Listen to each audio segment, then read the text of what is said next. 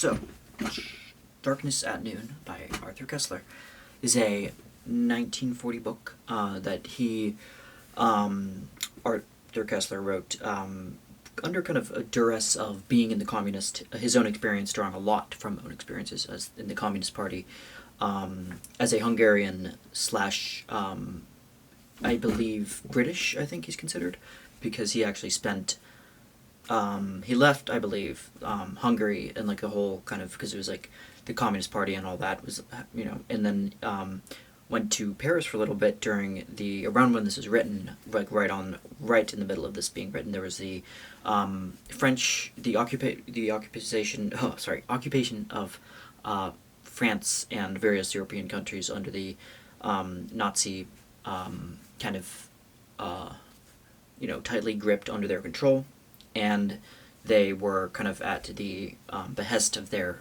doing. So he had to he had to write this all in like 6 months. He had to cram it together, and then he had to stop because he ran out of money. And then luckily nothing else happened than that. And then after he went from there, he went, I believe he moved to the UK, and then ended up passing away, I believe, in his early 70s, I think, due to, he actually committed suicide, tragically enough, when he found out he had Parkinson's. And then him and his wife, I believe, both together, kind of remind me a little bit of how Stefan Zweig also. But yeah, the characters and events this concerns mostly Rubashov, who is a Russian communist member, right during the 1938 purges in Stalinist Russia. And everybody is just like, even Rubashov is like the kind of epitome of like the party member who's very high up. He's very gung ho. He's like a war hero basically. He's decorated basically. He's been with officers. He's like instructed them and gone and been in their league, and he's been abreast with them, like in their in marching with them, and serving, and he's done all sorts of stuff. He's done like so much stuff for the party, yet he's arrested because and it actually starts out in media res kind of a dream happening that's like a very nightmarish thing that happens to Rubashov, and then he wakes up and he realizes that he's being taken under prisoner, and he has no say in any of this, and basically a kind of a Kafkaesque round of events starts to happen, and it's like a lot of different political back and forth, and just bureaucratic is like a kind of overused term for that, but it is very bureaucratic of just like you did this on this day, and like this happened, and it's like stuff that's like very like hard to recall, and it's like it's this kind of interaction and engagement that's like where nothing really comes to fruition, nothing concrete ever comes of any of this.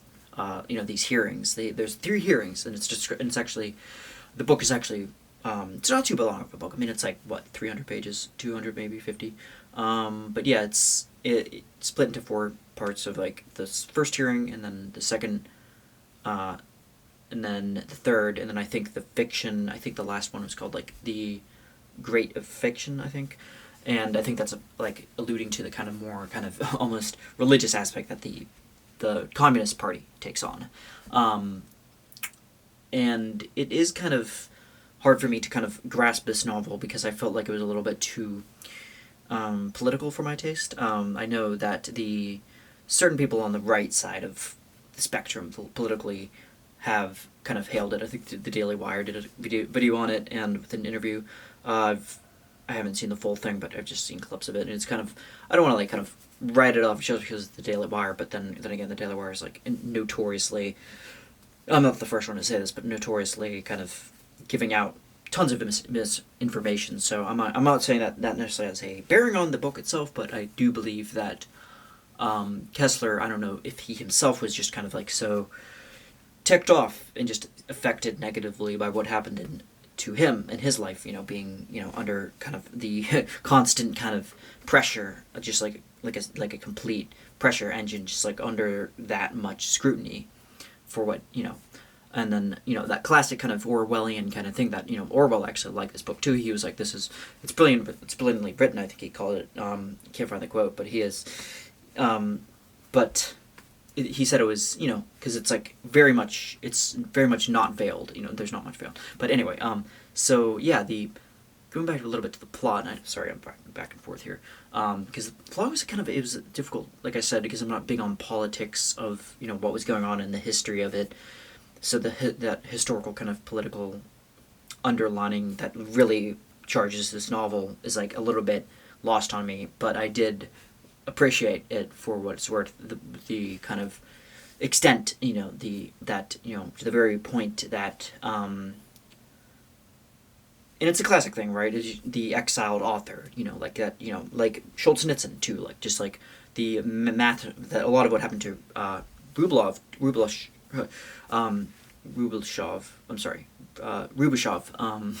A lot of what happened to him happened to Solzhenitsyn too. Like he was a prized soldier, and he fought in the Red Army, and like for Stalin and in his well, not necessarily for Stalin, but just for that Stalinist regime.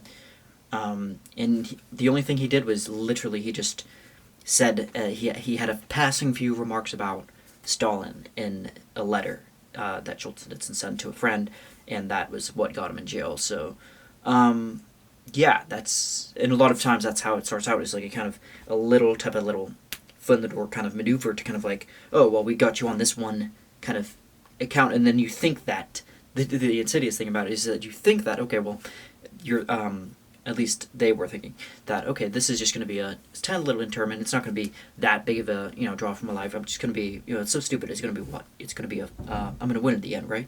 Just like Joseph K. thought.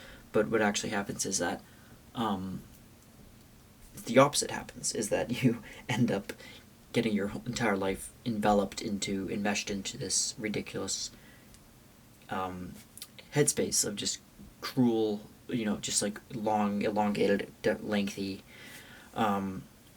elaborate mess. And that's kind of what I took from it, is that, like his Rubashov's whole life is like kind of completely thrown to the wolves, basically. They take one of their best, and that's kind of how they treat them, just to make an example, really, I think. But yeah, he has communications with via a tap code. It might have just been because I was reading Nabokov before that it kind of reminded me of Invitation to a Beheading a little bit, like the way that the bereavement or the kind of grieving that is going on when you're imprisoned is like the lack of sleep, the insomnia, that is just like kind of goes hand in hand, I think, with this. And even though they're probably coming from both very different kind of perspectives, but Rubashov communicates with a Morse code kind of tapping, who another member named 402, who kind of ridicules him for his staunch communism. And I think they have this conversation about mentioning Dostoevsky and the Crime and Punishment kind of thought scenario of Raskolnikov, and how Rubashov was basically arguing that in kind of a Dostoevskian sense of like not seeing human beings as like like each human being having a soul that's like in that you can't just use them as a means to themselves or a means to an end for some political goal. And that's what happens with so much in the party, what's going on, and then this other kind of even more kind of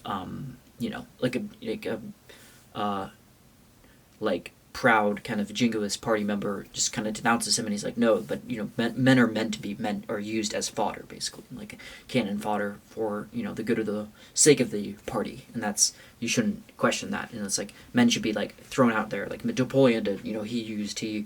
He attained this means of a meritocracy for France, or for his empire, and they basically he used these kind of a great man of like a great kind of